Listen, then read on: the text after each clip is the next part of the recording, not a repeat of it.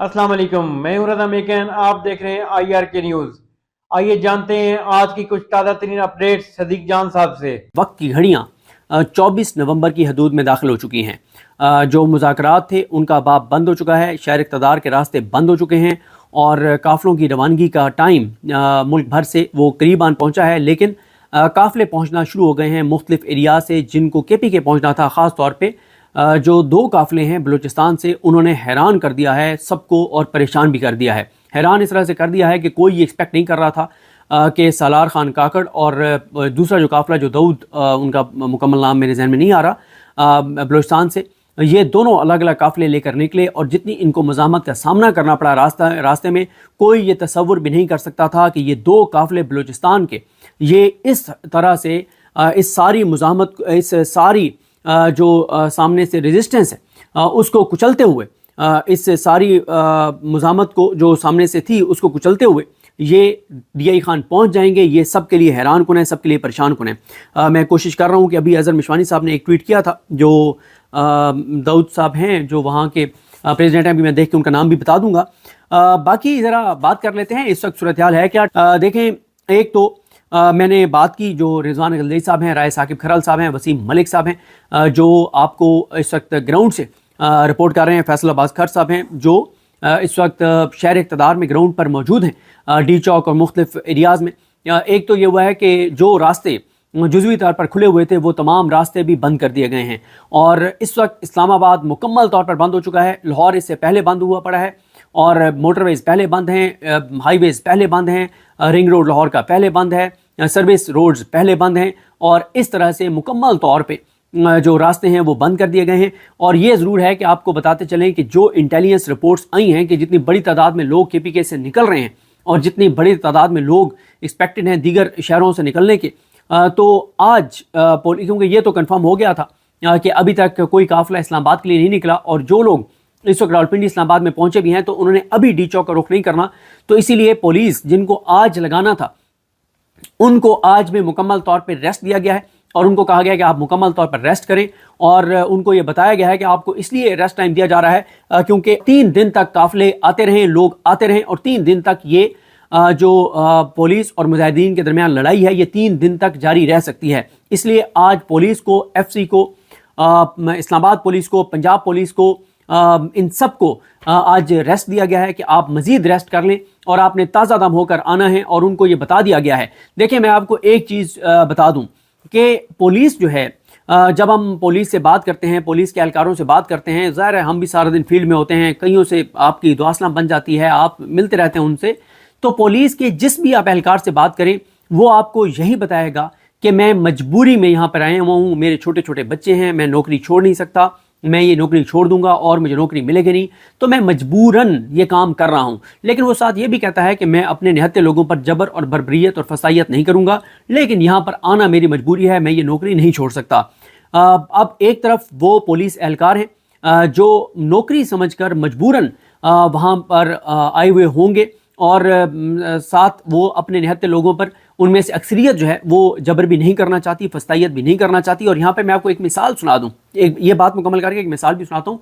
और दूसरी तरफ सामने से वो लोग होंगे जो पाकिस्तान के लिए, पाकिस्तान की मोहब्बत में और अपने आने वाली नस्लों के मुस्तकबिल के लिए इस हुकूमत के ख़िलाफ़, जो ये समझते हैं कि हुकूमत जब तक रहेगी तब तक पाकिस्तान के अंदर तबाही, बर्बादी रहेगी, पस्ती रहेगी, कमज़ोरी रहेगी, पाकिस्तान की बुनियादें हिलती रहेंगी, पाकिस्तान कमज़ोर होता चला जाएगा, ये चोर डाकू लुटेरे मजबूत होते चले जाएंगे।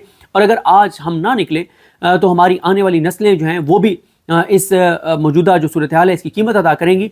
तो इसलिए वो लोग तो एक उनके अंदर तो एक जज्बा होगा, एक हुब्बुल वतनी का जज्बा होगा, वतन को बचाने का जज्बा होगा और इस धरती से वफा का जज्बा होगा, इमरान खान साहब से वफादारी का जज्बा होगा, इमरान खान की रिहाई के लिए एक कोशिश और काबिश का जज्बा होगा। कि एक तरफ वो फोर्स होगी जो कह रही है कि हम मजबूरी के तहत आए हैं। ये जो परसों चौथ ड्रामा किया गया ना, जिस तरह से वहाँ पे आए हैं, एक पूरा वहाँ पे एक मार्च किया गया और नारे तकबीर, नारे रिसालत और नारे हैदरी लगाकर और ये तासुर दिया गया कि पुलिस पुरज़म है और 3 या 4 पुलिस एहलकारों ने गुफ्तगू की।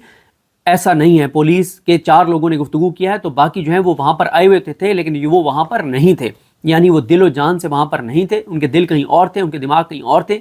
मैं बार बार ये कहता हूँ कि इस वक्त जो पुलिस के अंदर लोग हैं जो हलाल कमाने वाले हैं, वो क्या हलाल से अपना घर चला पा रहे हैं?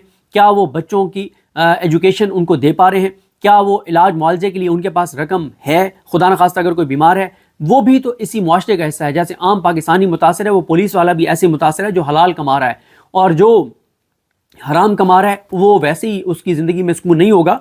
तो इसलिए जो भी इस वक्त किसी भी जगह पे बैठा हुआ है, जो हलाल कमाई कर रहा है, जो बेनिफिशरी नहीं है इस निज़ाम का, जो करप्शन और लूट मार नहीं कर रहा, उसको इस हुकूमत की तबाहकारियों का अंदाज़ा है। और आज की यानी कल की खबर है कि पिछले एक हफ्ते में महंगाई में तकरीबन 0.67% जो है वो इजाफा हुआ है एक हफ्ते में।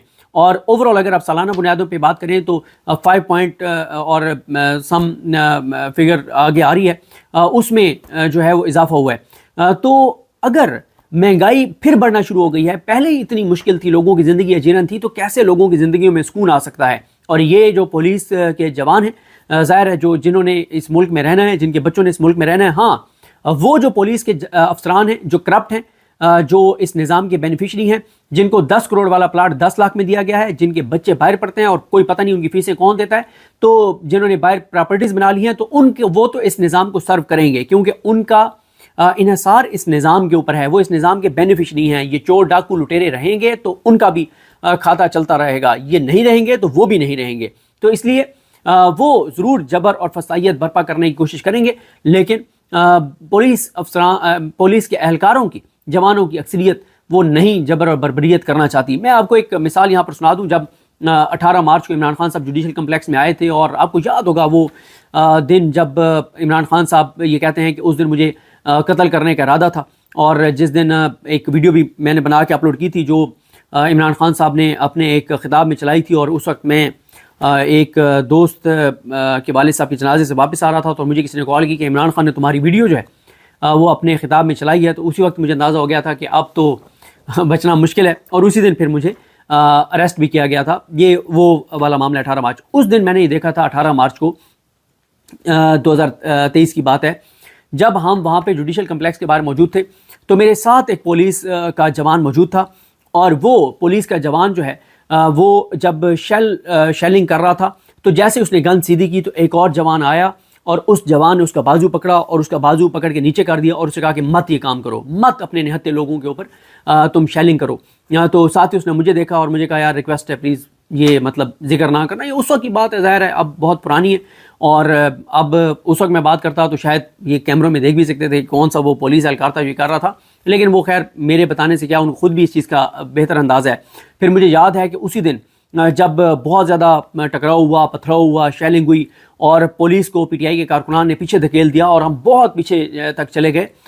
तो उस वक्त हुआ ये कि 4-5 पुलिस के एहलकार मेरी तरफ बढ़े, और उन्होंने पूछा मुझसे कि खान वापस चला गया?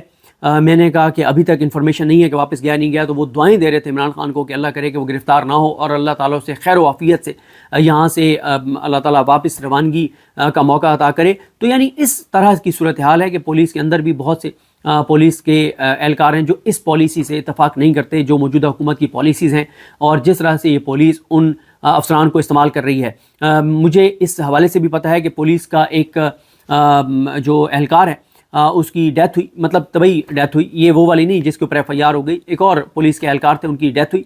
तो जो अफसरान थे 4-5 वो आपस में एक दूसरे पर डालते रहे, क्योंकि उसका इलाका दूर था उस एहलकार का। एक कहता था तुम जनाजे में जाओ, दूसरा कहता था तुम जाओ, तीसरा कहता मुझे शुगर है, एक कहता है मेरा ये मसला है, एक कहता है मेरा ये मसला है। तो उस एहलकार के जो उसकी डेथ तो तभी उसकी डेथ हुई थी, लेकिन कोई उसके जनाजे में जाने के लिए तैयार नहीं था। तो ये पुलिस के अफसरान इतने बेरहम हैं कि अगर कोई एहलकार खुदा न खास्ता जान से चला भी जाए तो उसके बाद कोई उसका वली वारिस नहीं होता। और हाँ, फ़ौज के अंदर ये सिस्टम है कि वो अपने शोधा की आने वाली नस्लों का भी ख्याल रखते हैं, लेकिन पुलिस के अंदर ऐसा कोई सिस्टम नहीं है, ना ही हुकूमत बाद में उनको पूछती है। तो जिस हुकूमत ने बाद में खुदा न खास्ता अगर किसी को कुछ हो जाए तो उनके बच्चों को पूछना नहीं है, तो उस हुकूमत को बचाने के लिए कैसे कोई पुलिस एहलकार अपनी जान खतरे में डाल सकता है। तो नाजरीन, ये थी अहम अपडेट्स जो आपने जानी सदीक जान की ज़बानी। तो नाजरीन जुड़े रहिए मज़ीद अपडेट्स के लिए हमारे चैनल के साथ। अपना और इस चैनल का ख्याल रखिएगा। इसी के साथ अपने मेज़बान रज़ा मेकन को इजाज़त दीजिए। अल्लाह हाफिज़।